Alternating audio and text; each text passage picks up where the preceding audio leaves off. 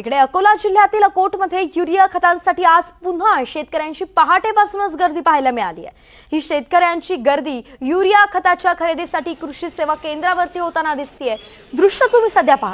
दुकान उघडण्याची वेळ होण्यापूर्वीच पहाटे 4 वाजतापासून अनेक शेतकरी दुकानाच्या समोर रांगा लावतात। खरीप हंगामाच्या तयारीसाठी युरिया खतांची मागणी वाढली आहे आणि त्यामुळे शेतकऱ्यांना युरियासाठी सकाळपासून प्रतीक्षा करावी लागते।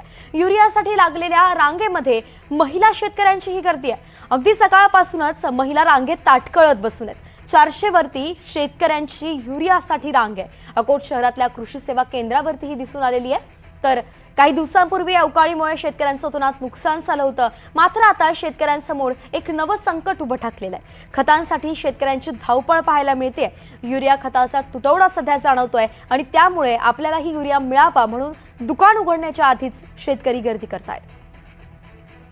6 वाजतापासून दैनिक 40 लोकांना भेटून राहिलं। कृषी प्रधान देश आहे आणि शेतकऱ्यालाच काही भेटत नाही, त्याचं काय करावं?